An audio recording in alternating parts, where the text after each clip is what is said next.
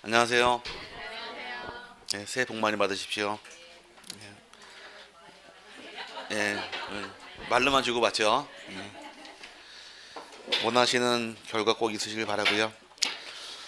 오늘 지적과 처음부터 다시 나가도록 하겠습니다. 교재가 8페이지인데, 예, 이렇게 책을 보니까 중간에 칸이 나눠져 있죠. 이제 우리가 1년 동안 책을 보시고 공부하시고 득점하실 책인데, 책의 이쪽에 보게 되면 이 옆면 보면 세 칸 나눠진 게 있을 겁니다. 맨 위에는 기출문제 모아놓은 것이고, 그 다음에 가운데 부분이 등기법이고, 앞부분이 지적법인데 어디가 더 양이 많나요? 등기법이 거의 2배가 되죠. 네, 지적법에서 문제가 12문제, 등기법에서 12문제가 출제가 됩니다. 지적법은 등기법의 반도 안 돼요, 솔직히. 그러니까 공부는 어디를 열심히 하실 것?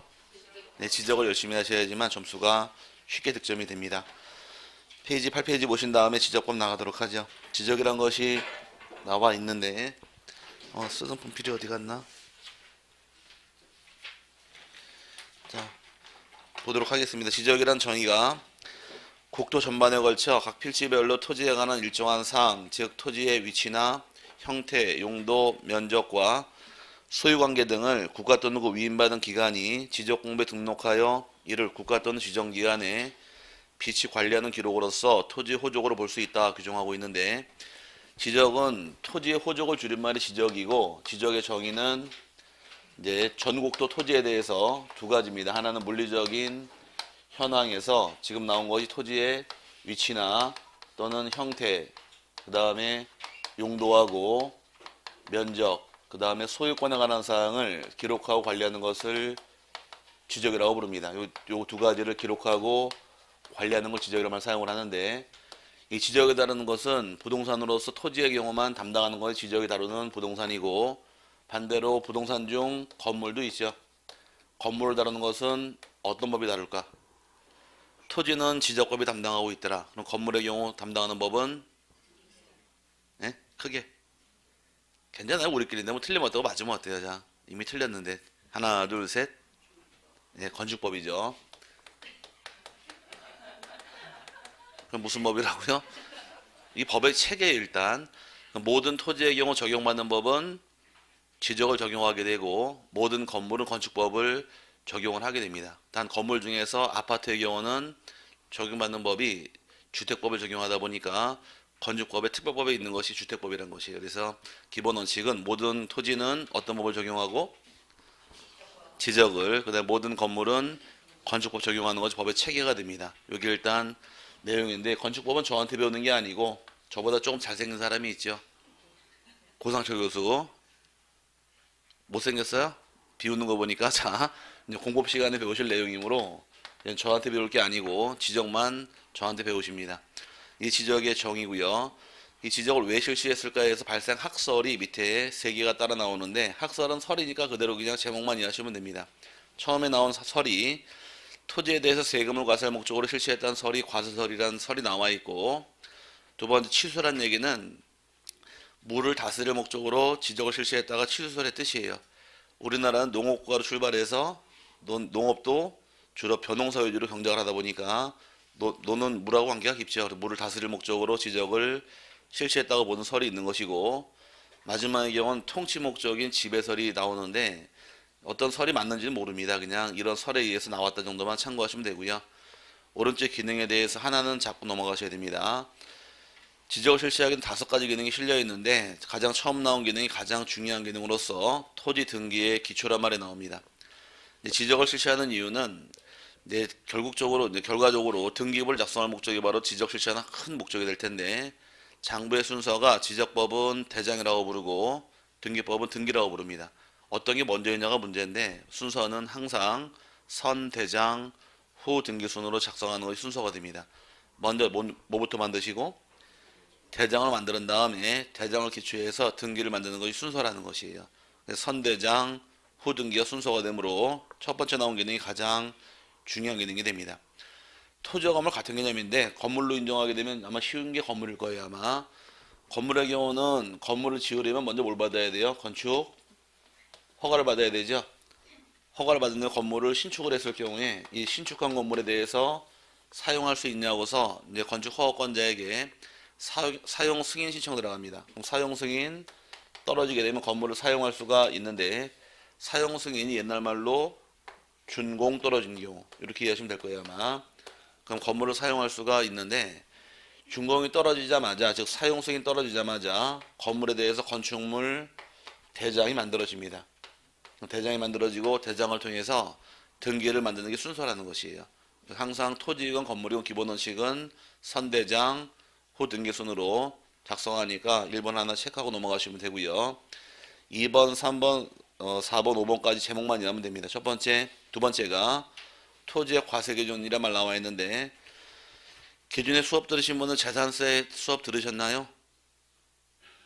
네, 아니 살살 물어볼게요. 안 아프게. 자, 그럼 토지를 보유하는 자가 납부할 세금이 있죠. 건물도 마찬가지로 재산세가 부과가 되는데 부과할 때 토지분의 경우는 가장 먼저 따지는 기준이 지목이에요. 지목을 기준으로 해서 세금을 과세할 것이냐 비과세를 나누게 되는데 만약에 내가 가진 토지가 만약에 도로를 내가 가진 땅이 있더라. 그럼 내가 가진 땅이 도로일 경우 이 도로는 나 혼자 쓰는 게 아니라 일반 공중이 다 사용할 수가 있겠죠. 그럼 내가 가진 땅이 도로로 제공되고 있고 나 혼자 쓰는 게 아니라 일반 애들 다 사용하고 있는데 그 땅에 세금 부과한다는 얘기는 이치 안 맞지 않나요? 우리말 잘 모르시나 봐요. 자, 여러분이 가진 땅이 있는데 그 땅이 도로로 제공되고 있습니다. 그럼 여러분 혼자 쓰는 게 아니라 일반인들이 다 사용을 하고 있어요. 근데 그 땅에 대해서 여러분의 주인이니까 세금 내라 그러면 좀 억울하지 않나요? 억울하기 때문에 소유권 인정된다 할지라도 이 땅이 공공에 제공되는 땅들은 세금이 비과세가 됩니다. 그래서 도로나 하천, 제방 이런 것들은 일단 비과세 시키고 이제 비과세되는 지목이 7개가 빠져요. 세금이. 그럼 21개에 대해서만 지목을 과세하게 되고 그 다음에 또 이제 과세되는 지목 중에서 대란 땅이 비싸요? 천이 비싸요? 대가 비싸죠? 그 비싼 땅의 경우 세금도 고율로 때릴 것이고 반대로 전 같은 경우는 가격이 싸니까 저율로 때리는 것이 세율이에요. 그래서 대란 땅은 비싸니까 더할 거 다 더한다 해서 나 세법 공부할 때 종합합산과세란 말이 따라 나오고 전답 과수원은 가격이 싼 농지다 보니까 저율 분리과세란 말이 따라 나오는 거예요. 그럼 가격이 비싼 땅은 세율도 고율이고 네, 가격이 싼 땅은 세율은 적게 가는 겁니다. 이런 체계로 세금 과세하는 것이 하나의 목적이 되어서 지목을 설정하게 되면 과세 기준 잡는 것이 두 번째 기능이 될 것이고요. 세 번째 토지 거래 기준이란 것은 필지입니다. 아까 금방 또 설명하기를 선대장 후 등기라고 설명드렸는데 하나의 필지가 만들어지게 되면 그 필지에 대해서 대장을 작성할 것이고 대장 만든 다음에 등기부를 만듭니다. 그 등기할 수 있다는 얘기는 소유권의 객체가 된다는 얘기가 될 것이고 거래하는 단위가 바로 필지로서 토지를 거래하게 됩니다. 그 다음에 네 번째 토지 이용 계획 기초도 쉽게 보게 되면 이것도 지목입니다. 쉽게 얘기해서 항상 토지 이용할 때는 지목을 정해주고 지목에 부합하도록 권장하므로 지목이 토지 이용 계획 기초로 이해하시면 될 겁니다. 그 다음에 평가 기준도 지목이나 면적 등을 통해서 감정 평가할 때 자료 제공하는 기능이 있는데 이건 겉에서는 그렇지만 실제로는 우리 지목이 몇 개 있다고 배우셨나요?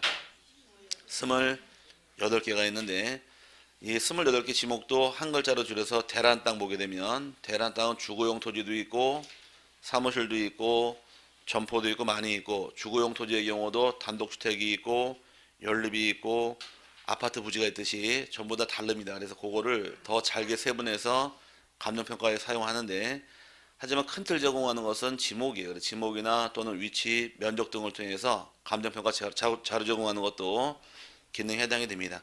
외울 건 아니고 하나만 기억하시면 돼요. 가장 중요한 기능은 토지 등기의 기초다 하나 기억하시고 장부의 순서는 항상 선대장 후 등기 순으로 작성하더라. 그거 하나만 명심하시길 바랍니다. 그 다음에 밑에 지적에 3요소가 따라 붙는데 1시간 동안 오밍업이에요. 지금은 1시간 수업하는 건 시험 안 나오니까 가볍게 들으시고 넘어가시면 됩니다. 둘째 시간부터 시험 출제되니까. 지적의 3요소의 경우는 이 지적법을 이루는 근간이 세 가지가 있는데 먼저 나오는 것이 첫 번째가 토지가 나와야 될 것이고 두 번째의 경우는 이 토지를 등록하는 지적법상 공적인 장부에서 지적 공부가 나올 것이며 등록할 사항에서 이제 세 가지로 세분하는 것이 이게 일단 지적의 3요소라고 부릅니다. 여기서 세분할 것은 토지가 어디까지인지, 그 다음에 등록할 사항이 무엇인지, 지적 공부는 어떤 게 있는가만 세분하시면 됩니다. 지적법의 내용은 토지란 부동산을 지적 공부에 등록하는 절차 정한 법이다 보니까 토지하고 지적 공부하고 등록 세 가지를 3요소라고 부르는데, 흔히 토지라고 부르는 그 개념은, 토지는 우리가 알고 있는 토지라는 개념이 달라요. 우리 헌법에 규정하기를 대한민국 영토는 한반도와 그 부속 도서를 대한민국 영토로 규정을 합니다. 한반도는 육지고 도서는 섬이 되겠죠. 그럼 토지를 인정하는 것은 쉽게 이해해서 해면 위에 있는, 바다 위에 있는 전 국토를 토지로 봅니다. 그럼 앞으로 토지다 아니다 기준은 바다냐 아니냐 기준이에요. 바다일 경우는 토지로 보지 않는 것이고 바다만 아니면 토지로 인정을 하는 겁니다. 그럼 새로 오신 분들은 처음 들어봤을 테니까 서울시를 가로지르는 한강은 토지일까 아닐까? 처음 봤죠, 저? 네. 괜찮아요, 우리끼리인데 뭐. 한강은 토지일까 아닐까? 괜찮아요, 한번 찍어보세요. 하나, 둘, 셋. 누가 그러더라고. 시험 보고 나서 저만 보면 생각나는 게 하나, 둘, 셋밖에 시험 생각 안 한다고. 자, 그러면 한강은 토지일까 아닐까? 괜찮아요, 우리끼리인데 뭐. 아닐 것 같아요? 일 것 같아요? 아닐 것 같아요? 자, 한강도 토지입니다. 한강이 바다보다 높아요, 낮아요? 참 어려운 질문이죠. 강물이 흘러 바다로 들어가나요? 바닷물이 강물로 들어오나요? 강물이 흘러 바다로 간다는 얘기는 강의 지대가 높다는 얘기입니다. 한강도 토지예요. 뭐가 아니니까.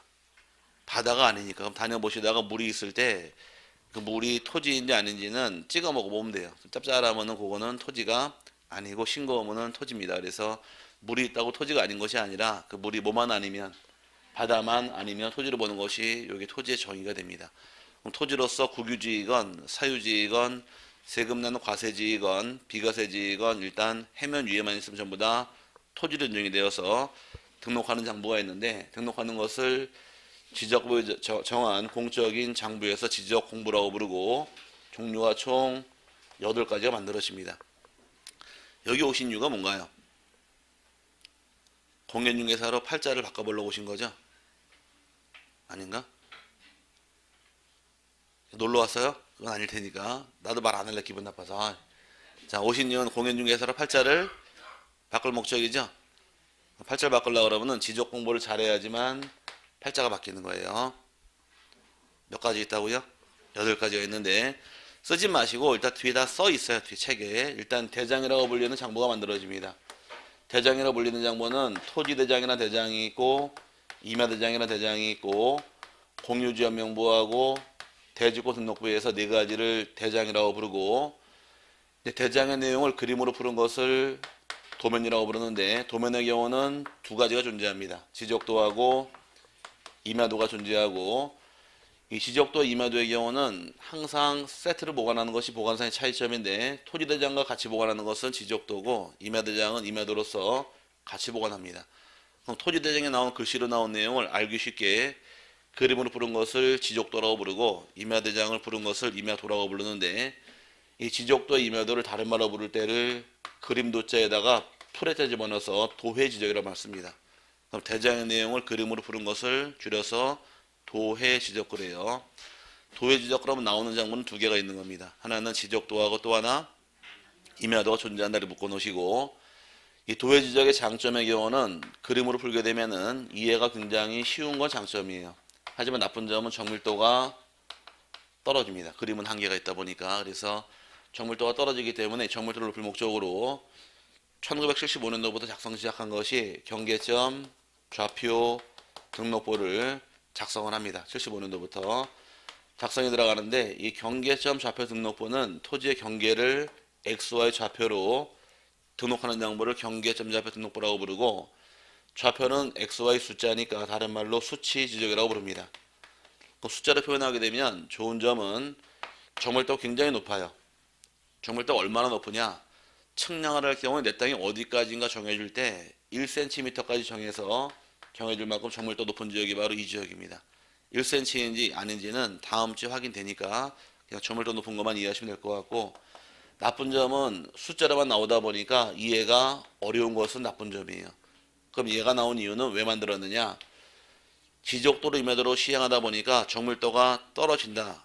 정밀도 떨어지다 보니까 이 75년도라는 해가 우리나라 막 개발되는 시점입니다. 개발이 막 시작되면서 토지 가격이 올라가는데 일반 지적도 임야도로는 경계 분쟁이 발생했을 때 정밀도가 떨어지니까 해결할 수가 없더라 문제가 발생이 되어서 정밀도를 높이려고 만든 것이 바로 좌표입니다. 그래서 정밀도가 굉장히 높다 정도 이해하고 넘어가시면 되고, 그다음에 1990년도 들어서면서 이들 내용을 컴퓨터에 입력하게 되면 전산 처리된 지적 공부에서 전산까지 해서 8가지를 지적 공부로 칭하게 됩니다.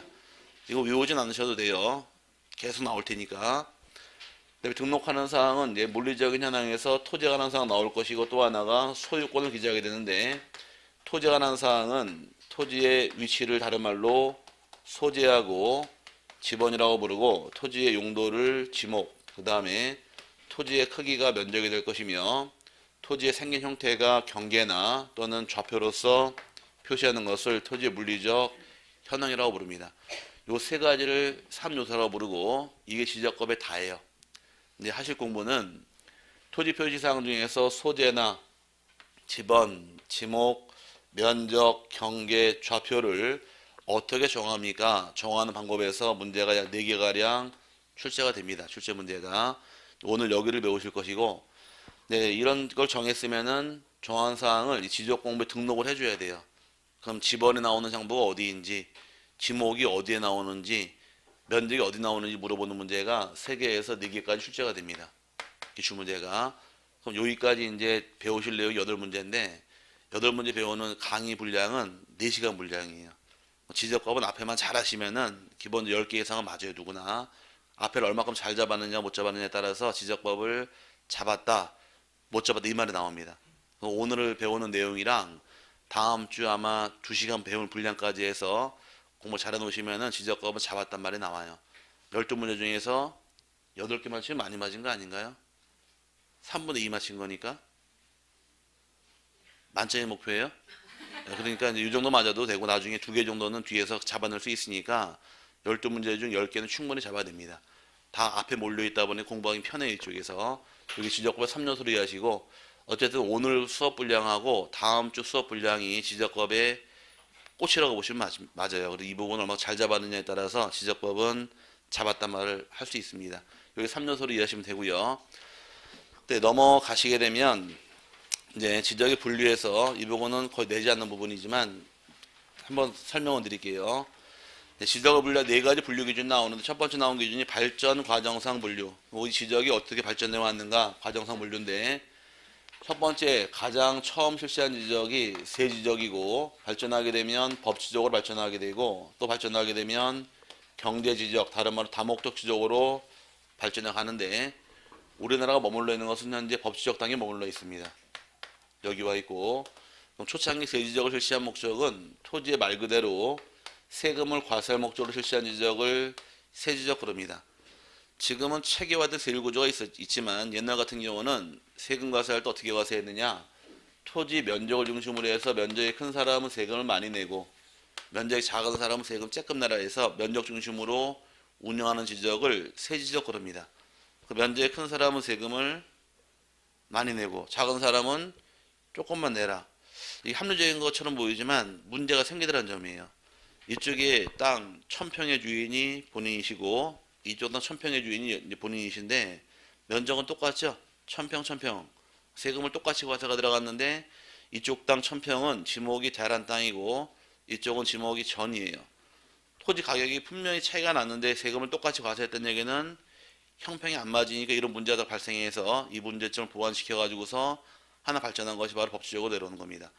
세지적 내용을 당연히 포함시키고, 이 법지적 시행하면서 추구하는 목적은 토지의 소유권을 보호할 목적으로 실시하는 지적을 법지적, 다른 말로 소유지적 그럽니다.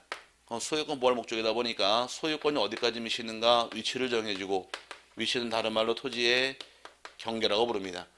경계 중심으로 해서 운용하는 지적 제도가 법지적입니다. 면적이란 말이 나오게 되면 어떤 지적을 의미하고?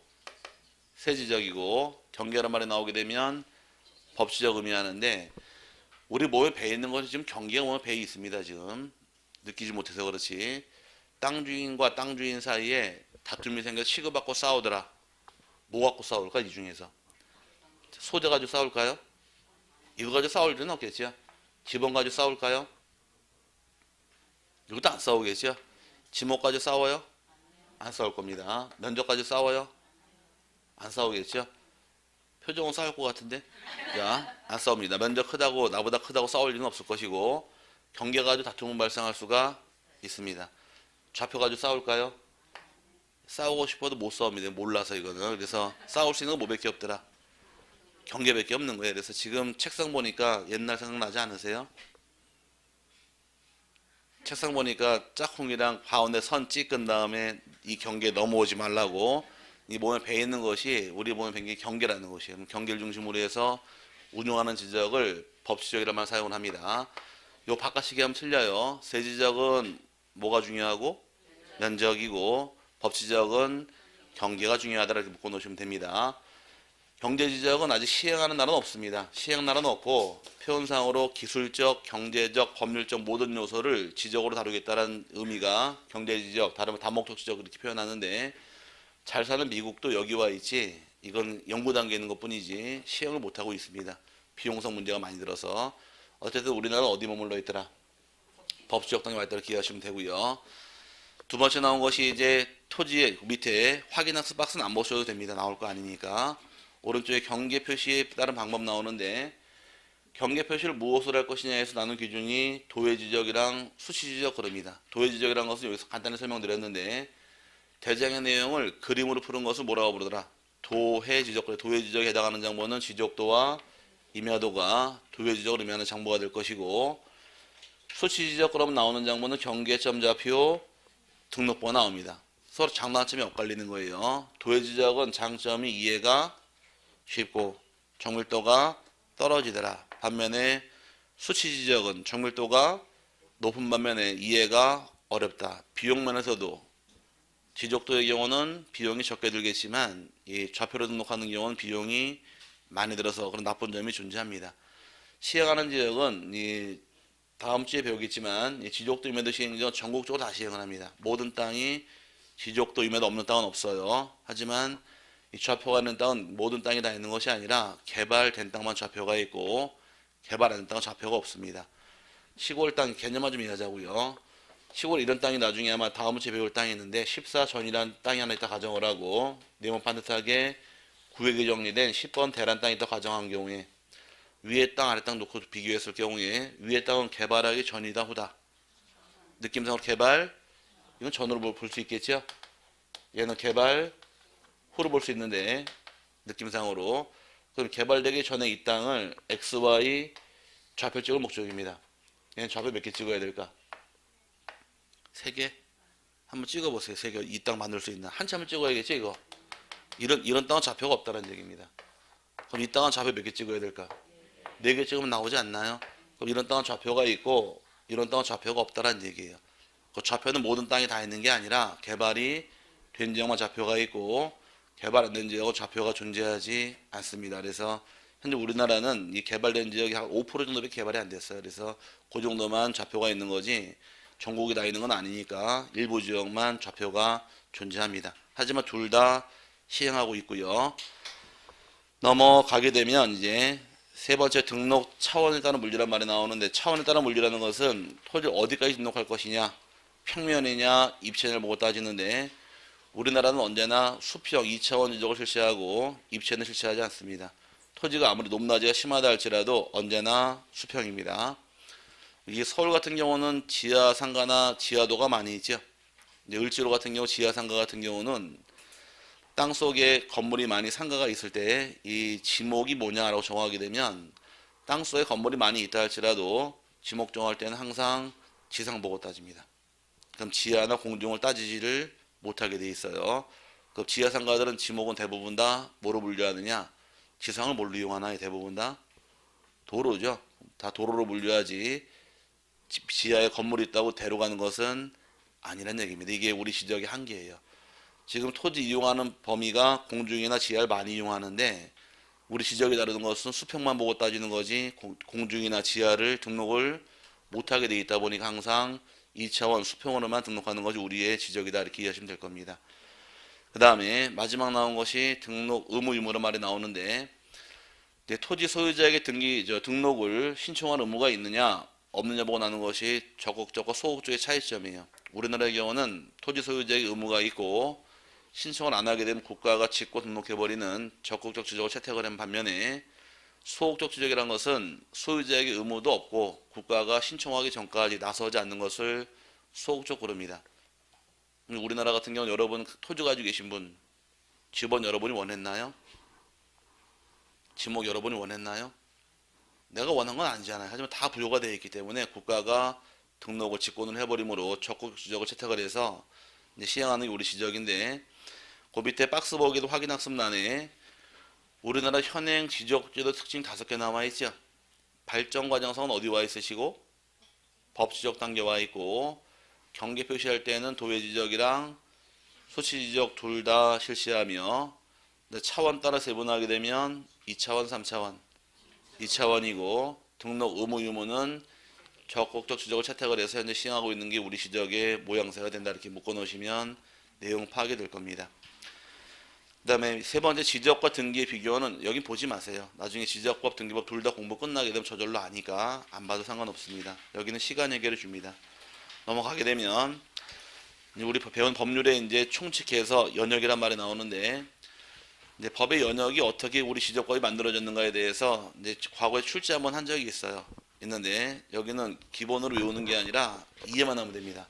항상 법의 체계라는 것은 만들어지는 것이 모든 법의 체계예요. 기본 체계가 법이란 것이 먼저 만들어지게 되면 법에 의해서 명이 나옵니다. 명이 나오고 그 다음에 규칙이 나오는 것이 여기에 법의 체계입니다. 법이 나오게 되면 법에 대해서 어떻게 시행하라고 시행령이 나오는데 시행령이 바로 대통령령이고 그 밑에 규칙이 따라붙어요. 규칙은 각 부처 장관의 명령에서 규칙이라는 말 쓰는데 줄여서 시행령, 시행규칙 그럽니다. 법이 나오게 되면 법 밑에 뭐가 따라붙고 말이 이게 법의 체계예요. 이걸 알면은 그냥 저절로 알아요. 법 밑에 뭐가 따라붙고 영이 나오고 그 밑에 규칙이 따라붙는 것이 내용이다 보니까 중개사법부터 법 나오고 시행령, 시행규칙이 이어지지 않나요? 이게 체계예요. 근데 여러분 교재 보니까 연역해서 현행 공간정보의 구축 및 관리 등에 관한 법률의 성립 과정을 살펴보게 되면 이제 일자 토지조사법이라는 법을 처음 시행하는데 몇 년인가요? 1910년이죠. 1910년이 어떤 해인가요? 국치해죠, 국치해. 한일합방 일어나네. 한일합방 일어나면서 이제 일본 애들이 우리 땅을 먹죠. 뺏어 먹은 다음에 일제 치하에 들어가는데 일본 애들이 한일합방 한 다음에 우리 땅을 뺏기 위해서 토지 수탈 계획을 세웁니다. 수탈 계획 세우고서 대구에 세운 회사가 하나 있죠. 동양척식회사. 그런 게 있었어요. 자, 땅 안에 수탈할 목적으로 토지 수탈 계획에 의해서 동양척식회사를 세운 다음에 토지를 조사가 들어갑니다.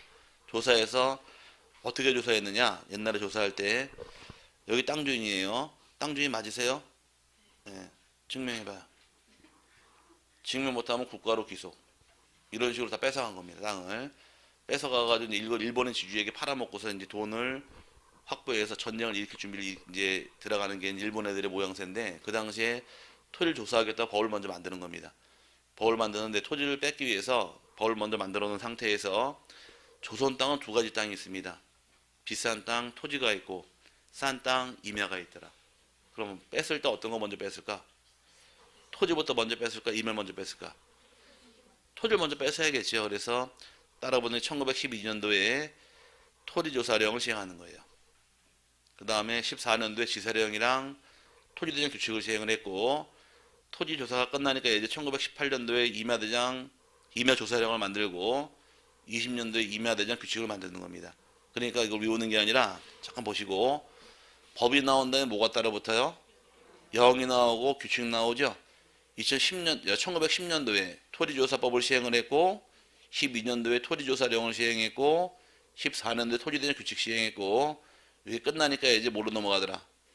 임야로 넘어가서 임야조사령, 임야대장 규칙이란 말 따라 붙는 거예요.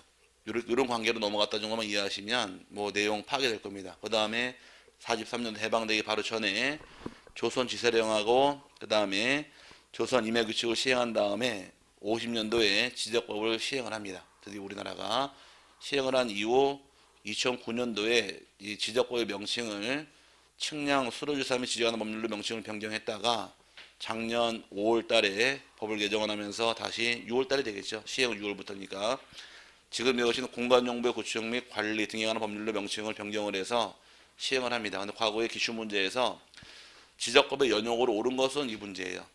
가장 먼저 나온 것이 법이니까 토지조사법을 시행을 하고 그 다음에 영 규칙이니까 토지조사령, 토지대장 규칙 그 다음에 다음 나오는 것이 임야, 조사령, 임야대장 규칙 이 순서만 이해하시면 요건 따로 외울 필요가 없을 겁니다. 이렇게 이해하고 넘어가시면 되고요. 그 다음에 이제 이번에 공간정보의 구축 및 관리 등의 법률에 인형과 특성이란 말이 나오는데 먼저 입법 목적부터 볼게요. 목적이 법률 제1조입니다. 1조인데 과거 18회 때 한번 기출한 적이 있고 그 이후로는 내지 않으니까 한번 간단히 읽어놔 볼게요. 이 법을 시행하는 목적은 측량 및 수로조사의 기준 및 절차와 지적공부, 부동산 종합공부의 작성 및 관리 등에 관한 사항을 규정함으로써 추구하는 목적이 세 가지인데 첫 번째 목적은 국토의 효율적인 관리가 있고 두 번째가 해상교통의 안전이 있고 세 번째가 국민의 소유권 보호에 기여함을 목적으로 한다 해서 입법 목적이 1조에 규정이 됩니다. 여기 18회 때 한번 출제한 적이 있는데 그 이후로 내질 않으니까 간단히 그냥 한번 읽어본 것이고요. 그 다음에 두 번째 주요 이념에서 5개념이 따라 붙게 됩니다. 처음 나온 것이 지적, 국정주의란 말이 나오는데 토지에 관한 사항 이런 사항 누가 정할 것이냐 문제입니다. 이런 것들을 정할 권한은 토지의 소재, 지번, 지목, 면적, 경계좌표에 대해서 결정 권한은 국가에게 있다 보니까 국가만이 정하는 것을 국정주의라고 부르는 것이 첫 번째입니다. 토지의 소재, 지번, 지목 등 국가가 정할 수밖에 없는 이유는 소유자가 정해라라고 해서 권한을 주게 되면 지목은 뭘로 결정하실래요 여러분 다?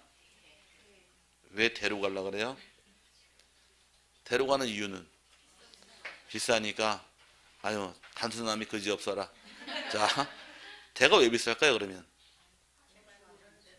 아니요 대가 비싼 이유는 가격을 결정하는 방법은 세 가지가 있다고 배울 텐데 학계로 배울 때 당 재화의 유효 가치가 얼마나 있느냐 유효성을 따질 것이고 그 다음에 이 재화를 원하는 수요가 얼마큼 있느냐 유효 수요를 따집니다. 그 다음에 이 재화의 희소성이 얼마나 되느냐 따지는 것이 이게 가격 결정의 요인이에요. 다른 땅의 경우는 유효 가치가 많죠. 집을 줄 수도 있고 상가 줄 수도 있고 사무실 줄 수도 있고 활용도가 많으니까 유효성이 인정될 것이고 다른 땅을 원하는 사람도 굉장히 많습니다. 희소 가치 있기 때문에 비싼 거예요. 대란 땅이 비싼 이유는 대란 땅의 면적은 11월 제가 한번 얘기한 게 있을 텐데 우리나라 국토 중 얼마밖에 안 되더라. 대란 토지 면적은 3%가 채 안 돼요. 실제로 면적상에서 얼마밖에 안 된다고요? 거짓말 같죠? 네, 그렇게 다 생각을 해요. 근데 하나 얘기만 하면 그걸 끝나요 이제. 우리나라 땅의 70%가 뭔가요? 산. 그러면 지목에 28개가 있는데 70%가 임야로 빠져나가는 거예요. 나머지 30% 가지고서 전 띄고 답 띄고 과수원 띄고 목장 띄고 다 띄고 나면 요만큼 조금 남아요. 그게 대란 얘기예요. 그럼 누구나 원하는 사람은 많지만 공급이 이루어지지 않으니까 희소 가치가 있어서 비싼데 다 대가 돼버리면은 땅값 곤두박질 치겠죠. 난 뭘로 가느냐? 유원지로 갈 거야. 놀러 가야 되니까 사람들이 아닌가? 어쨌든 그렇다고 치고 그럼 다 그거 전국토가 대르가 되는 걸 방지할 목적으로 국가만을 정할 수밖에는 없다는 말이 나오는 겁니다. 그래서 국정주의가 나온 것이고 두 번째 나온 것이 이제 지적 등록주의란 말이 나오는데 국가가 정한 사항이 있게 되면 정한 사항을 정항으로 끝나는 것이 아니라 이 지적 공부라는 장부에 등록하십시오가 지적 등록주의 또 다른 말로 지적 형식주의라고 부릅니다. 같은 말 뜻인데 정한 것을 정한 대로 끝나는 것이 아니라 일정한 형식을 구하더라. 그래서 등록이란 형식을 원하다 보니까 지적 등록주의 형식주의는 같은 말 뜻입니다. 그 다음에 우리 법은 공시법이다 보니까 등록한 사항을 일반인들에게 알리기 위해서 공개하는 걸 지적 공개주의라고 부릅니다. 그래서 1번 지적 국정주의하고 2번 지적 형식 또는 지적 등록주의하고 3번 지적 공개주의까지를 묶어서 지적의 3대 이념 그럽니다. 여기까지를. 그래서 3대 이념이라는 말을 사용을 하고, 네 번째는 실질적 심사주의가 따라붙는데, 실질적 심사주의의 그 뜻은 칠판상에서 토지의 소재, 지번, 지목, 면적, 경계 좌표를 결정할 때 국가가 실제로 조사하게 됩니다. 조사하는 걸 실질적 심사를 말 쓰는데, 소재, 지번, 지목은 국가가 직접 조사를 통해 결정하는 것이 방법이 될 것이고, 면적, 경계 좌표는 측량을 통해서 결정하더라. 그래서 조사하고 측량하는 행위를 얘를 실질적 심사주의라고 부르는 겁니다. 그래서 실제로 심사해서 등록하다 보니까 네 번째 이념이 따라 나온 것이고, 다섯 번째 이념의 경우는 직권 등록주의다. 아까 한번 설명드린 게 있는데, 토지 소유자에게 의무화 시켜놓고 신청하지 않았을 때에는 국가가 직권으로 등록하는 입법주의를 직권 등록이라 말 사용을 하는데, 제목만 이해하시면 돼요. 이 다섯 개를 엮어서 뭐라고 부르고 5대 이념이라고 부르고, 그 중에서 세 가지만 엮어서 부를 때를 뭐라고 부른다? 3대 이념 그럽니다. 이것도 기출문제 옛날 1회 시험에서 지적의 3대 이념이 아닌 것은 해서 1번 지적 국정주의, 2번 지적 형식주의, 3번 지적 등록주의, 4번 지적 공개주의, 5번 실질적 심사주의. 그럼 답은 얘가 답이에요. 네 번째 나온 거니까. 그래서 요 세 개로도 기출문제 나온 적이 있으니까 일단 그 세 개 박스에 남아 있죠. 맨 밑에 박스에 국정주의하고 형식주의와 공개주의까지 뭐라고 부르고 3대 이념이라고 부르고, 다섯 개를 엮어 부를 때를 5대 이념이라고 세 번을 합니다. 여기까지는 워밍업으로 이해하시면 되고요. 그 다음에 다음 페이지 공간정보의 구축 관리 등에 관한 법률의 특성은 여기는 한번 읽어보세요. 나오지 않으니까. 오른쪽에 17페이지 용어의 정의로 바로 가겠습니다. 용어 정의부터가 문제가 출제가 되는데, 이 용어 정의만 공부가 잘 돼 있어도 한 30% 먹고 들어갑니다. 기출문제 10개 이상은 나왔어요. 여기서 용어 정의로 옳은 것은 틀린 것은 해서 많이 냈으니까 여기는 잘 잡아놓으시면 됩니다.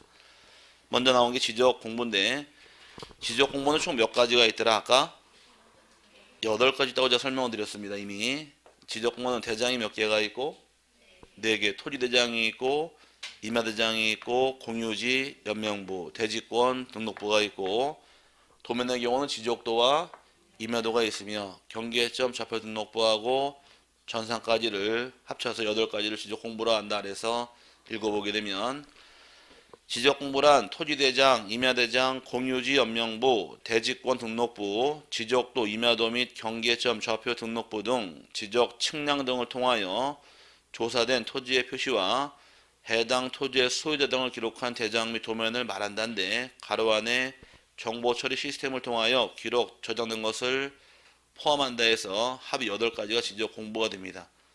요거는 몇 번 나올 테니까 외울 필요는 없고요. 그 다음에 지적 공부는 아니지만 이제 포함된 공부가 2개가 밑에 점 찍힌 것이 연속 지적도 26개 기출하는데, 연속 지적도란 지적 측량을 하지 아니하고 전산화된 지적도 및 임야도 파일을 이용하여 도면상 경계점들을 연결하여 작성한 도면으로서 측량에 활용할 수 없는 도면을 말한다. 중요한 말은 측량에 활용할 수 있대요, 없대요? 없다. 거기에 오래 기출한 문제인데, 그 연속 지적도라는 걸 모르면 하느냐? 내가 가진 땅이 한 필지가 있는데, 내가 가진 토지가 이렇게 예쁘장한 토지 한 필지가 있습니다. 이 토지가 10번 토지 전이 있는데, 이 땅에 지적도를 떼보니까 지적도가 한 장에 나오는 것이 아니고 지적 2장이 걸쳐 있습니다. 이 땅을 확인하기 위해서는 5번 땅 지적도하고 5번 지적도랑 6번 지적 2장을 같이 떼야지만 확인할 수가 있다. 이런 경우가 발생합니다. 그래서 하나의 필지가 도면 2장에 걸쳐 있는 경우에, 그럼 옛날에는 5번 도면이랑 6번 도면을 같이 떼어서 붙여보는 게 우리가 할 일이었었는데, 지금은 따로따로 떼지 않고 2장을 같이 떼줍니다. 같이 떼주는 지적도 뭐라고 부르더라? 연속 지적도라고 부르는 거예요. 그럼 같이 나오게 되면 토지 생긴 형태 확인할 수가 있겠네요. 근데 중요한 것은 이 지적도는 측량할 수 있더라, 없더라? 측량할 수 없다. 이게 중요한 거예요, 여기선. 그래서 올해 26회 기출문제, 지난 시험이죠. 26회 문제에서 연속 지적도에 의해서 지적 측량을 하는 경우, 이게 답이에요. 연속 지적도는 측량할 수 없는 지적도다. 이렇게 묶어놓고 넘어가시고, 그게 맥이 되는 말입니다, 여기서는. 그 다음에 나오는 것이 이제 부동산 종합 공부인데, 부동산 종합 공부란 뜻이 토지의 표시와 소유제에 관한 사항, 건축물의 표시와 소유제에 관한 사항, 토지 이용 및 규제에 관한 사항, 부동산 가격에 관한 사항 등 부동산에 관한 종합 정보를 정보관리 체계를 통하여 기록, 저장한 것을 말한다, 규정하는데, 우리가 지금 배우고 있는 지적 공부가 총 몇 개 있다고 떠들었어요? 8개가 있죠. 이거 외에 건축법상 해당하는 장부도 있고, 그다음 토지 이용이나 제한을 확인하기 위한 토지 이용계 확인서도 있고, 그 다음에 가격 등을 공시하는 장부가 있게 됩니다. 그래서 토지와 건물에 관계된 공부들이 구청 가시면 총 18가지가 존재하는데, 이 18가지를 하나로 묶어놓은 것이 부동산 종합 공부예요. 이제 앞으로 건축물에 대한 따로 띄고, 공시지가 확인은 따로 띄고, 이것저것 다 따로따로 뜰 필요 없이 요거 하나만 딱 띄게 되면은 토지의 내역, 건물의 내역, 용도 지역 다 확인이 가능합니다. 그럼 좋아진 거 나빠진 거? 좋아진 거 아니라 그랬잖아요. 뭐가 생기는 것은 공부할 게 늘어나는데 뭐가 좋아져? 나빠지는 거고, 나중에 합격하신 다음에 민원 처리할 땐 좋아졌겠지만 공부할 때만큼은 뭐가 생기는 거 좋아지는 건 아닙니다. 어쨌든 간에 구청에 있는 부동산과 관계된 18가지 정보를 하나로 묶어놓은 것이 바로 뭐다? 부동산 종합공부라고 부르고, 이제 부르는 명칭을 부동산 종합증명서라고 부릅니다. 한번 떼보신 분 계세요? 열의가 없으시구나. 뭐하고는 수강생 한번 딱 얘기하니까 딱 꺼내놓고 옆에 놓고 보더라고. 딱 떼서 한 떼봤어요. 수업 듣고 딱 떼오셔가지고서 딱 펼쳐놓으니까 온갖 시선이 갑자기 다 저절로 뭔가 싶어서 궁금하면은 떼보면 되겠죠. 뭐가 나와 있는 거서 나중에 시간 되시면 구청이나 저 동사무소 갈 때 한번 떼보세요. 그러면은 나오면은 아 요렇게 생겼다 해서 바로 아니까. 그 양식은 실어놨는데 어쨌든 간에 나중에 직접 여러분 사시는 집 한번 떼보시면은 바로 확인이 가능할 겁니다. 그 다음에 이제 두 번째가 지적소관청. 지적소관청이란 지적공모를 관리하는 특별 자치시장, 시장 동그라미 쳐놓으시고 내려와서 군수 동그라미, 구청장 동그라미를 말한다 해서 흔히 소관청이라고 칭하는 자는 3명을 소관청이라고 부르는데, 첫 번째 나온 자가 누가 있나요? 시장이 있고, 두 번째가 군수가 있고, 세 번째가 구청장이 있죠. 그럼 시장, 군수, 구청장을 소관청이라고 부르는데 어디까지인지만 세분하시면 됩니다. 이 말부터 이해한 다음에 책을 보시는 게 편할 거예요. 아마 책 보면 뭔 말인지 모르니까. 먼저 군수부터 보게 되면 경기도에 가면 경기도 가평군이라는 군이 있죠. 가평군은 말 그대로 군이니까 군수 자체가 소관청이 되는 것이고, 시장이 좀 헷갈리는데 시장의 경우 둘로 세분해서 이제 구가 있는 시와 없는 시 나눕니다. 김포 같은 경우는 김포시는 구가 있나요? 없죠? 없어요. 김포시는. 구가 있는 경우는 셋으로 나눠서 서울특별시, 강서구도 있을 것이고, 그 다음에 인천광역시, 계양구도 있을 것이며, 그 다음에 부천시도 광역시는 아니지만 구가 있습니다. 무슨 구가 있더라? 싫어. 소사구란 구가 있습니다. 금방 졸음신이 강림하셨죠? 자, 물러가라. 뿅. 자, 우리 구가 이제 3개가 정해지는데, 여긴 특별시하고 광역시죠? 이 특별시 광역시에는 이 구, 2개 구를 자치구라고 부릅니다.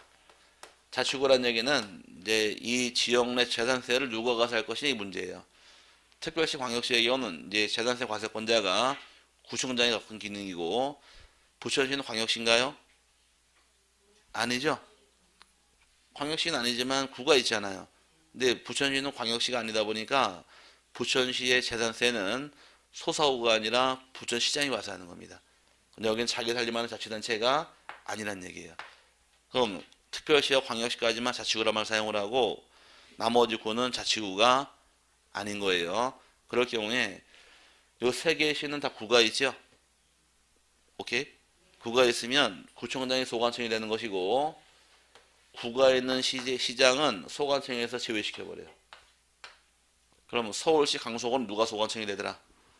강서구가 소관청이 되는 것이고, 인천시 계양구도 계양구가 소관청이 된다. 부천시 소사구의 경우는 소사구가 소관청이지 부천시장이 소관청이 아닙니다. 어떠한 구라 할지라도 구청장이 소관청이 되는 것이고, 구가 있는 시의 시장은 소관청이 아니라는 거예요. 이해 갔어요? 그 성남시 분당구는 누가 소관청? 분당구가 소관청인 거지 성남시장은 소관청이 아닙니다. 그럴 경우에 이 부천시 성남시 같은 경우는 광역시가 아니잖아요. 근데 국어에는 이런 도시를 뭐라고 부르느냐? 얘를 대도시라고 부르는 거예요. 그럼 나중에 이제 시도지사나 대도시장이라는 말 나오게 되면 이 대도시장의 뜻은 광역시는 아니지만 국어에는 시의 시장을 뭐라고 부른다? 대도시 시장이라고 부르는 겁니다. 그럼 이제 이 두 개 분석하시면 되는 거예요. 구가 없는 시는 누가 소관청이고 시장이 소관청이고 구가 있으면 구청장이 소관청이지 시장은 소관청이 아니다. 요 기준 가지고 책 들어가서 확인해 보자고요. 시장 괄호 안에 보게 되면 밑에 네 번째 줄에 제주특별자치도 설치 및 국제자유도시 조성을 위한 특별법 제15조 제2항에 따른 행정시의 시장을 포함하며 행정시장도 시장이니까 포함시키겠다는 얘기인데 제주도 가면은 시가 두 개가 있습니다. 제주시하고 서귀포시. 그 두 개 시장은 시장이 임명직이에요. 임명직인 시장을 뭐라고 부른다? 행정시라고 부르는 겁니다. 행정시장도 시장이니까 포함을 시키고 반면에 지방자치법 제3조 제3항에 따라 자치구가 아닌 구를 두는 시의 시장은 제외한다. 구가 있는 시의 시장은 소관청에서 포함 제외. 제외란 얘기입니다. 누가 소관청이 돼야 되니까? 구청장이 소관청이 돼야 되니까 구가 있는 시의 시장은 제외예요. 반면에 구청장 읽어보게 되면 맨 밑에 자치구가 아닌 구의 구청장을 포함한다. 그럼 자치구가 아니어도 구청장이 있으면 그자가 바로 누가 된다? 지적 소관청이 되니까 이렇게 이해하시면 좀 편할 겁니다. 이게 소관청의 뜻이고 넘어가시게 되면 이제 세 번째 토지의 표시인데 이건 외우셔야 돼요. 토지 표시는 지적 공부의 토지의 소재, 지번, 지목, 면적, 경계 또는 좌표를 등록한 것을 말한다 해서 토지의 소재, 지번, 지목, 면적, 경계, 좌표 총 몇 가지인가요? 6가지를 토지의 표시라고 부릅니다. 반드시 암기하셔야지만 한번 써먹을 수 있고요. 네 번째가 필지. 필지란 대통령령이 정하는 바에 따라 구획된 토지를 말한다 해서 대통령이 정하는 바에 따라 구획에 대한 토지를 필지란 말 쓰는데 대통령은 뭐라고 정했느냐? 대통령은 지번이 하나인 토지를 필지라고 부릅니다. 뭐라고요? 지번이 하나인 토지를 필지란 말 쓰고 반면에 거꾸로 지번 보게 되면 지번은 필지마다 부여하여 지적공부에 등록한 번호를 말한다. 토지마다 붙이는 번호를 뭐라고 부른다? 지번 그러는 거예요. 지번은 토지 번호가 지번이더라. 그럼 번지는 뭐다? 지번은 토지 번호. 그럼 반대로 번지란 것은 지번과 번지는 2013년까지는 같이 썼습니다. 2013년까지는 지번 이꼬르 번지가 되어서 같이 사용을 하는 시기가 있었는데 2014년부터는 달라집니다. 14년부터 지번은 토지 번호를 그대로 사용을 하고 번지란 것은 이제 주소를 표시할 때 번지란 말 쓰는 게 달라진 거예요. 그럼 지번은 토지의 번호로 그대로 활용을 할 것이고 주소는 지번을 쓰는 게 아니라 이제 앞으로 뭘로 사용하셔라? 예, 도로명 주소로 사용하도록 법을 바꿔버립니다. 그래서 이제 이원화 체계로 해서 토지의 번호는 지번으로 가고 주소는 도로명 주소를 사용하겠다는 것이 2014년 시행된 법률입니다. 달라졌는데 우리는 이걸 배우는 게 아니라 뭘 배우는 거예요? 이거 배우는 거예요. 지번, 토지 번호를 배우는 겁니다. 지번이 편해요? 도로명 주소가 편해요? 도로명 주소가 편하죠. 체계를 알면 되게 편한데 모르면은 몰라서 못 쓰는 거예요. 아무리 편해도 모르면 쓸 수 없듯이 나중에 좀 알고 나시면 오늘 편합니다. 이따 배울 테니까 나중에 한번 적용 한번 해보시기 바랍니다. 그 다음에 6번의 지번부여 지역. 지번부여 지역이란 지번을 부여하는 단위 지역으로서 동리 또는 이에 준하는 지역을 말한다 규정하는데 여기서 말하는 동과 리가 무엇이냐? 이제 밑에 보면 행정동, 법정동 나오는데 예를 들어서 이 지역이 전체가 다 화곡동이라고 가정을 하고 화곡동이라고 정해진 것은 법이 정해진 법정동 개념이고 화곡동이 넓다 보니까 행정을 위해서 예를 들어서 화곡 1동, 화곡 2동, 화곡 3동이라고 한번 세분했다가 한번 가정해 보자고요. 그럼 화곡 1동, 2동, 3동이 있다 가정했을 경우에 실제로 화곡동이 몇 동까지 있나요? 모르면 넘어가고 그냥 자 몇 동까지 있다 가정한 거예요 지금? 3동까지 있어요. 주민센터는 1동, 2동, 3동 다 따로따로 있죠? 따로따로 있다 보니까 요 1동, 2동, 3동 세분한 기준 요걸 행정동이라고 부르는 거예요. 전체를 표현할 때 뭐라고 부르고, 화곡동 전체를 부를 때가 법정동, 1동, 2동, 3동을 세 번에 부를 때가 행정동 이런 말 쓰는 겁니다. 그럼 집어넣어 부여할 때 화곡동이 예를 들어 필지가 총 300필지가 있다 가정을 하게 되면, 필지가 예를 들게 되면 쓰지 마세요. 쓰는 걸 줘요. 말뜻만 아시면 돼. 써도 집에가 볼 거예요? 안 볼 거 아니야. 그러니까 잘 듣고서 뭔 말인지 아시면 돼. 중요한 말은 이게 중요한 게 아니라 이게 중요한 말 따라 나오기 때문에 그런 거예요. 자, 그럼 300필지를 끼고 집원이 몇 개가 필요할까요? 300개가 필요하겠지요. 그럼 만약에 1동, 2동, 3동 나눈 계기가 100필지씩 나눠서 한번 가정해보자고 이렇게. 그럼 만약에 집원 부여할 때 화곡동을 통째로 부여할까 아니면은 1동, 2동, 3동 나눠 부여할까 이게 문제라는 겁니다. 통째로 갈 것이냐 1동은 1동끼리 2동끼리 따로따로 부여할 것이 문제예요. 통째로 갈까요? 따로따로 갈까요? 한번 찍어보세요. 네, 따로따로 한번 가보자요. 그럼 말 나왔으니까 따로따로 갔을 경우 여기가 1번이 되고 여기가 100번 될 것이고 여기도 1번 되고 100번 1번 100번이 나온다. 그럼 이제 편지가 갈 때 옛날에 화곡 1동 50번지 찾아가겠네요. 이 안에 있으니까 화곡 2동 50번지 찾아갑니다. 화곡 3동 50번지 찾아가는데 어리버리하게 화곡동 50번지로 편지가 들어오게 되면 화곡동 50번지는 지금 이 안에 하나 있을 거 아니에요 지금. 그죠? 그럼 이런 편지 봐도 우체부가 어떻게 할까요? 여기 서가지고서 옛날에 드라마 보게 되면 침 놓고 탁 튀겨서 한번 가지 않나? 이런 문제 발생하다 보니까 우체부가 뭐라 그럴까? 딱 이 편지 받자마자 우이씨 이 말 나오겠죠?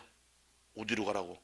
이런 문제 발생함으로 이렇게 부여하는 것이 아니라 여기 1번이 되고 다하도에서 몇 번이에요 지금? 여기 300이 떨어지는 겁니다. 그러면 화곡동 안에서는 1동, 2동, 3동 다를지언정 같은 집원은 존재하지 않는 거예요. 똑같은 집원은 같은 도 안에 존재하지 않다 보니까 1동, 2동, 3동 모를 때는 그냥 화곡동 몇 번째로 찾아가는 겁니다. 여기까지 갔어요. 그럼 행정동단위로 부여했나요? 법정동단위로 부여했나요? 법정동단위가 되겠지요. 이게 이제 그 뜻이고 중요한 이게 중요한 게 아니라 이제 이게 중요한 거예요. 지금부터 지금 보시는 칠판 안에서 화곡동 제일 마지막 집원이 몇 번인가요? 300번이죠. 요거를 표현상으로 제일 마지막 집원, 최종 집원 또는 최종 본번이라고 부릅니다. 그럼 최종 집원이란 말은 사용한 제일 마지막 집원은 최종 집원의 말을 사용을 한 것이고 그럼 사용하지 않은 번호 다음 번은 몇 번인가요? 301번 아직 사용 안 했죠? 이 번을 부를 때를 나중에 공부하다 보면 최종 집원 다음 본번이라고 불러요. 오케이? 그럼 여기 집원 하나 또 땅이 발생했더라. 그럼 집원 줘야 될 거 아니에요. 301번 주겠죠? 그럼 301번을 표현할 때 뭐라고 부르느냐? 최종 집원 다음 본번 또는 최종 본번 다음 본번이라는 말이 따라 붙습니다. 좀 이따 집원 배울 때 이 말이 계속 나올 때 뭔 말인가 알아야지 대화가 되니까 사용 안 하고 아직 따끈따끈한 집원을 뭐라고 부른다고요? 최종 본번 다음 본번이라는 말이 따라 붙어요. 그 집원은 사용하지 않은 집원을 표현을 이렇게 부르니까 이 개념 좀 이해하고 넘어가시면 좀 이따 집원 공부할 때 대화가 될 겁니다. 그 다음에 7번째가 지목. 지목이란 것은 토지의 주된 용도에 따라 토지의 종류를 구분하여 지적공부에 등록한 것을 말한다 규정하는데 지목은 정하는 방법이 용도별로 지목을 정합니다. 뭘 따라 정한다고요? 용도. 근데 과거 기출문제가 지목이란 토지의 주된 성질에 따라 성질이 아니라 용도고 또 한 번 나왔던 것이 지목은 주된 지형에 따라 지형이 아니라 용도니까 용도만 체크하시면 됩니다. 여기서는 그 다음에 나온 것이 8번째가 좌표, 지적 측량 기준점 또는 경계점의 위치를 평면, 직각, 종횡선 수치로 표시한 것을 말한다 나오는데 좌표라는 건 말이 좀 어려운데 뭐라고 나와 있느냐? 평면, 직각, 종횡선 수치다 이렇게 나와 있게 됩니다. 기존에 11월, 12월 수업 들으신 분 학교론 배울 때 수요와 공급 배웠어요? 배웠어요? 진짜로? 틀리기만 해봐. 자, 이건 뭐예요? 얘는 공급이죠? 맞나요? 네, 헷갈리지 마시고 발음만 잘하면 돼. 수, 요 이게 발음이 쉬워요. 발음이 쉬워요. 수, 요 이게 쉽고 공급 이게 쉬워요. 공급 이게 쉬워요. 빨리 따라. 수, 요, 공. 급 끄면 되는 거예요. 끝난 거예요, 그냥. 이게 더 쉽지 않아요? 자, 그렇게 한 점을 우리는 만났을 때 여기가 교차점을 XY 좌표라고 표현하는데, 이 좌표를 말로 바꿔보게 되면 지금 보시는 이 그래프, XY 그래프가 평면인가요? 입체인가요? 평면이죠. 평면으로 되어 있고 XY가 만난 것이 직각으로 만났고 그 다음 Y축을 종, X축이 횡이 만난 한 점을 이뤘기 때문에 평면, 직각, 종횡, 수치란 말이 따라붙은 거예요. 외울 게 아니라 말뜻만 이해하시면 되는 겁니다. 보시는 좌표는 평면이고 XY 만난 것이 직각으로 만났고 Y축이 종, X횡이니까 평면, 직각, 종횡, 수치를 뭐라고 부른다? 좌표라고 부르는 겁니다. 이거는 손까지 한번 해보셔야 돼요. 평면이고 직각이고 종횡, 수치다 이렇게 말만 이해하시면 이거 뭐 어려운 건 아니니까 말만 풀고 들어가시면 됩니다. 그 다음에 9번째가 경계점이 좀 어려운 말인데 경계점이란 필지를 구획하는 선의 굴곡점으로서 지적도나 임야도의 도의 형태로 등록을 하거나 경계점 좌표 등록부에 좌표 형태로 등록되는 점을 말한다. 규정할 때 동그라미 칠 것은 두 개예요. 선의 굴곡점 동그라미 쳐놓으시고 또 하나가 좌표 동그라미. 경계점이라고 불리는 건 두 가지가 있는데 하나는 뭐가 있고 선의 굴곡점이라는 것이 있고 또 하나는 뭐가 있더라? 좌표가 있지요. 그 말을 푸는 겁니다. 자, 경계점이라고 불리는 점은 두 가지 점이 있는데 하나는 선의 굴곡점이라는 점이 있고 또 하나는 XY 좌표에서 이 두 가지를 경계점이라고 부르는데 선의 굴곡점이라는 것은 예를 들어 이렇게 예쁘장한 토지가 하나가 10번 토지 대란 땅이 있다 가정을 한다. 이 땅에 선이 꺾이는 점이 몇 개 있나요? 선이 꺾이는 점이 하나, 둘, 셋, 네 개가 있죠. 이 점을 선의 굴곡점이라고 불러서 이것도 경계점이 되는 것이고 그 다음에 이 땅을 XY 좌표를 찍게 되면은 땅 좌표를 하나, 둘, 셋, 네 개쯤 이 땅 만들 수 있을 겁니다. 그 좌표가 만들어진 경우 이 좌표도 뭐로 보느냐? 경계점으로 보는 거예요. 경계점은 종류가 몇 가지 있대요? 두 가지가 있는 겁니다. 뭐하고 뭐? 선의 굴곡점하고 또 하나 좌표 두 가지를 경계점이라고 부르는 것이 요게 뜻이에요. 두 개 이해갔어요? 그럼 경계점 만든 이유는 그 밑에 경계 만들으려고. 경계 읽어보니까 필지별로 경계점간을 직선으로 연결하여 지적 공부에 등록한 선을 말한다 규정하는데 경계란 것은 이제 잘 보세요. 말이 엮이니까 경계점을 직선으로 연결하게 되면 경계가 만들어진다고 규정이 되어 있어요. 그럼 경계는 무엇을 연결하면 경계래요? 경계점을 연결하면 경계다. 그럼 경계점의 종류는 두 가지가 있더랍니다. 그럼 선의 굴곡점 얘도 경계점인가요? 네, 그럼 요 경계점 네 개를 연결했을 때 만들어진 이 선이 바로 뭐고? 경계라는 얘기고 좌표도 경계점인가요? 네, 그럼 좌표 네 개를 연결했을 때 만들어진 선이 바로 뭐다? 이 경계라는 겁니다. 그럼 이제 말 엮어서 보게 되면 경계는 무엇을 연결하면 경계가 되고 경계점을 연결하면 경계가 만들어지는 것이고 경계점의 종류는 두 가지가 있는 거예요. 선의 굴곡점하고 좌표가 있더라. 좌표는 뭐 의미하더라? 평면, 직각, 종횡 수치를 말한다. 좌표 만든 이유, 경계점 만든 이유는 궁극적으로 경계를 만들려고 쭉 끌고 들어가는 거예요. 지금 이걸 거꾸로 들어가면 편합니다. 경계는 뭘 연결하면 경계가 되고 경계점을 연결하면 경계가 만들어지는 것이고 경계점의 종류는 두 가지가 있는 거예요. 선의 굴곡점하고 또 하나 좌표가 있다. 그럼 좌표라는 것은 평면, 직각, 종횡, 수치를 좌표로 한다. 이렇게 말을 이어놓으시면 같이 쭉 연결되면서 같이 정리할 수 있게 될 겁니다.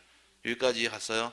네, 그 다음에 11번째가 면적. 면적이란 지적 공부에 등록한 필지의 수평면적 넓이를 말한다 규정하는데 아까 우리 지적은 몇 차원 지적?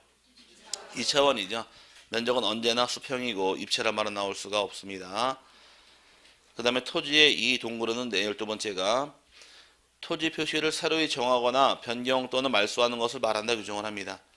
그럼 여기서 중요한 것은 무엇을 새로 정하고 무엇을 변경하고 무엇을 말소할 때가 토지동입니까 해서 중요한 것은 토지의 표시가 중요한 겁니다. 뭐가 중요하다고요? 토지 표시. 토지 표시는 아까 몇 개 있었어요? 몇 개? 6개 있었죠? 토지의 소재, 지번, 지목, 면적, 경계, 좌표 기억나세요? 이 6가지 중에서 어떤 거 하나라도 새로 정하고 변경하고 말소할 때를 토지의 이동으로입니다. 6가지가 아니면 토지동이 해당하지 않는 게 되는 거예요. 그래서 6가지를 외워놔야지만 토지동인지 아닌지를 구별할 수 있는 힘이 생기는 겁니다. 그럼 그 종류가 밑에 6개가 따라 붙어 있는데 첫 번째가 신규 등록. 신규 등록이라 함은 새로 조성이 된 토지 및 지적공부에 등록되어 있지 않은 토지를 지적공부에 등록하는 것을 말한다 해서 토지를 처음 대장에 등록하는 것을 신규 등록이라고 부릅니다. 사람으로 따지면 뭐가 될까요? 이거는 출생을 처음 하게 되면 부모가 해주는 출생신고가 되겠죠. 대장을 처음 만드는 경우가 신규 등록이라는 말 사용을 하고요. 어려운 건 아니고. 두 번째 등록전. 여기 시험에 4번 답이 됐는데 등록전환이란 임야대장 및 임야도에 등록된 토지를 토지대장 및 지적도로 옮겨 등록하는 것을 말한다 해서 등록을 바꿀 때가 등록전환 거랍니다. 근데 장부의 순서가 맞아야 돼요. 어디에서 어디로 넘어갔대요? 임야대장, 임야도에서 토지대장, 지적도로 바뀌는 경우를 등록전환이라는 말을 사용을 하고 거꾸로 가는 경우는 없습니다. 그 순서가 바뀌면 안 돼요. 그 다음에 세 번째가 분할. 분할이라 함은 지적공부에 등록된 하나의 필지를 2필지 이상으로 나누어 등록하는 것을 말한다. 이건 어려운 내용은 없고. 네 번째가 합병. 합병이라 함은 지적공부에 등록된 2필지 이상을 하나의 필지로 합하여 등록하는 것을 말한다. 이것도 어렵진 않고요. 5번은 지목 변경. 지목 변경이라 함은 지적공부에 등록된 지목을 다른 지목으로 바꾸어 등록하는 것을 말한다. 여기는 다른 건 아무것도 안 바뀌고 지목 하나 딸랑 바뀔 때가 지목 변경이라는 말을 사용을 하는 겁니다. 반면에 등록전환은 뭐가 바뀌는 거예요?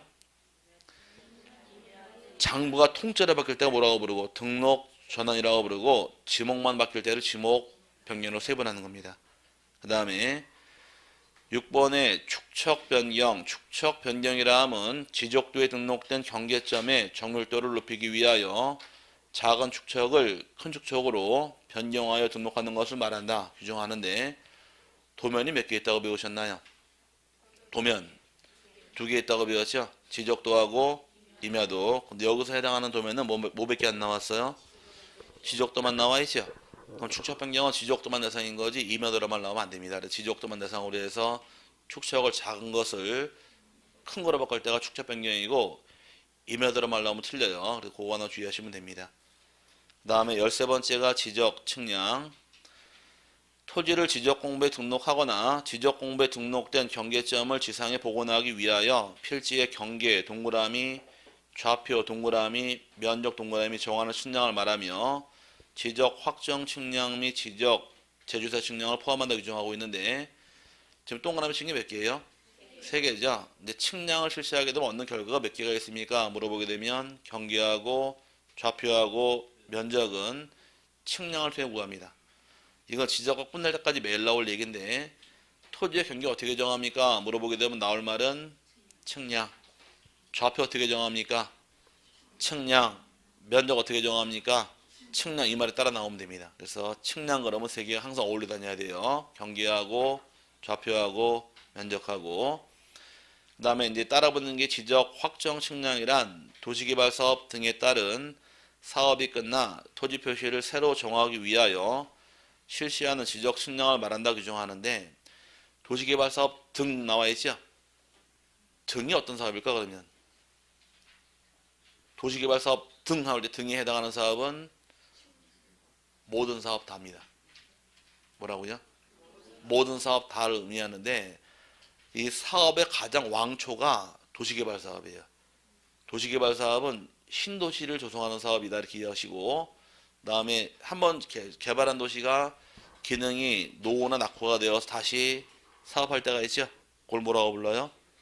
정비사업 중 도시 재개발 사업 이렇게 표현을 하는데 그 신개발이 쉬울까 재개발이 쉬울까? 신개발이 쉽겠죠.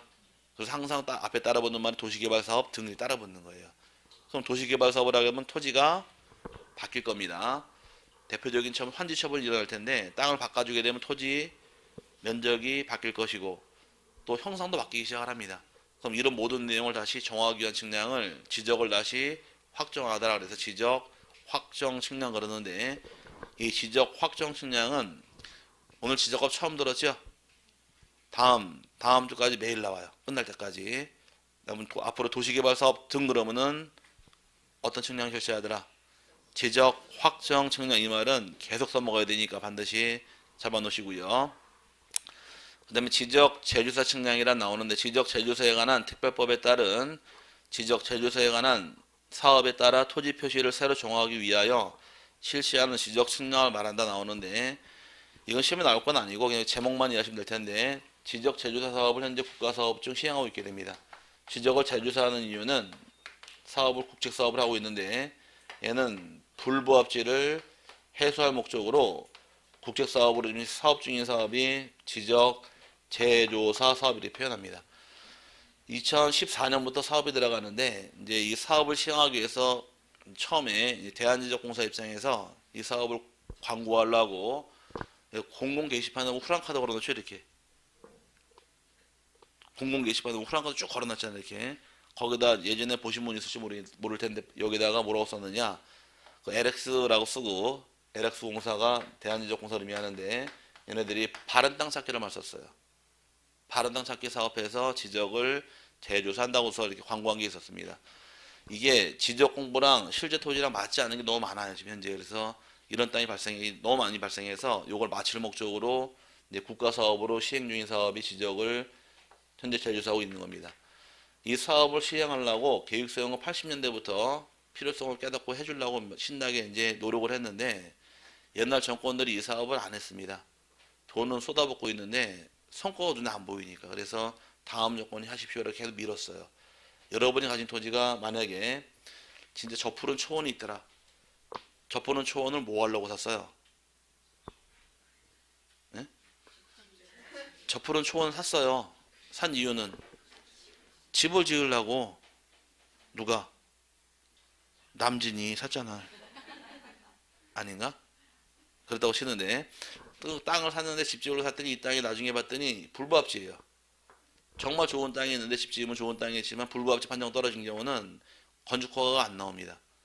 그럼 땅을 준 입장에서 땅을 사서 이용할 수 없다는 얘기는 사건의 침해가 생기니까 이런 땅이 너무 많아요, 현재. 그래서 이거를 해소할 목적으로 사업을 시행하고 있는데, 현재는 전국을 다 하는 게 아니라 우선 급한 대로 일부 지역만 약 한 14.8% 정도만 현재 진행 중에 있는데, 여기에 쏟아부은 돈이 2조가 넘어요, 현재까지.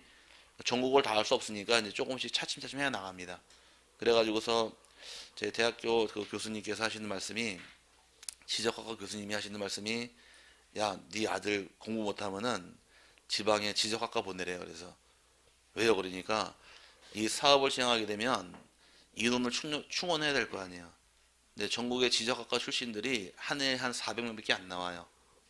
한 해 졸업생, 학부 졸업생들이 400명이랑 나오는데, 대한지적공사에서 올해, 내년, 다음 년도까지 정년퇴임으로 나가는 인원이 한 5, 600명 나간다 하더라고요. 공사에서. 그 인원 채워야 될 거 아니에요. 채우고 또 이 사업하려고 그러면 인원 충당해야 될 거 아니에요. 그러니까 앞으로 한 10여 년 동안은 계속 취업문이 열려 있으니까, 이제 이 학과 졸업해서 기술자만 되면은 거의 공사 쪽에 100% 취업하니까 보내라 그러는데, 저희 아들 놈한테 갈래 그러니까 안 간대, 죽어도. 그래가지고서 말았는데, 어쨌든 간에 지적학과라는 과가 있어요. 그래서 몇 개 없어요. 근데 이게 출입문이 좁아서. 그런데 지금 이 사업 때문에 길이 좀 많이 열려 있으니까, 내 아들 공부 못한다 그러면은 지방에 지적학과로 보내시면은 지적 기사 자격증 딴 다음에 취업은 거의 100% 확실할 겁니다. 아마 공사 쪽에서. 공사 들어가면 좋은 거 아닌가요? 네, 그러니까 어쨌든 간에 그런 길도 있으니까, 알면은 가지만 모르면 못 가겠죠. 이 사업 국책 사업을 시행 중에 있다 이렇게 이해하시면 되고요. 마지막이 지적기준점. 지적기준점이란 시도지사나 지적소관청이 지적 측량을 정확하고 효율적으로 시행하기 위하여 국가기준점을 기준으로 하여 따라 정하는 측량 기준점을 말한다 규정하는데, 지적 측량을 위해서 설치한 기준점이 지적 기준점이고, 종류는 세 가지가 있습니다. 하나는 지적 삼각점이라는 기준점이 있고, 또 하나 지적 삼각 보류점이 있고, 지적 동호점, 세 가지를 지적 기준점이라고 부르는데, 어떻게 하면 좀 쉬워지느냐? 대한민국을 행정구역 세분화할 때 가장 먼저 나눈 기준이 뭔가요? 시하고 도로 나누지 않았나요? 서울시가 만들어지고 서울시가 다시 구로 나누고 다시 구를 동으로 나누죠. 세 번 들어오듯이 측량 기준점의 가장 큰 기준점이 지적 삼각점이에요. 요걸 잘게 세분한 기준점이 지적 삼각 보류점이고 또 세분한 게 지적 동호점 부르는 겁니다. 그러다 보니까 우리 지적은 아까 몇 차원 지적? 2차원 지적이죠. 공통적인 말이 전부 다 수평 위치, 수평 위치, 수평 위치란 말 똑같이 들어와 있네요. 그걸 외울 게 아니고 그러면 그럼 지적삼각점 뭘 통해 만들었느냐 그걸 기억하는 겁니다. 지적삼각점은 국가 기준점을 통해서 종합 기준점이 지적삼각점이 될 것이고 다시 잘게 세분한 게 뭐라고요? 지적삼각 보류점이니까 지적삼각 보류점은 국가 기준점 플러스 지적삼각점을 통해서 따라 종합 기준점이 지적삼각 보류점이 되고 또 잘게 세분한 지적 도근점이니까 지적 도근점은 국가 기준점 플러스 지적 삼각점 플러스 지적 삼각 보류점 플러스 다른 지적 도근점을 통해서 따라 종합 기준점을 지적 도근점이라고 부르는 겁니다. 그렇게 세분하시면 내용이 좀 정리가 될 거예요. 가장 큰 기준점이 뭐가 되고 지적 삼각점 잘게 세분하게 되면 지적 삼각 보조점 또 세 번 들어오면 지적 도근점은 세 번 더 기억하시고 정리하시면 내용이 좀 파악이 될 겁니다. 여기까지 용어의 정의인데 용어는 뒤에가 다 써먹을 용어예요. 그러니까 미리 한번 잘 이해하시면 뒤에 가서 편할 겁니다. 잠깐 쉬신 다음에 이제 토지 등록부터 해서 다시 또 보도록 하죠.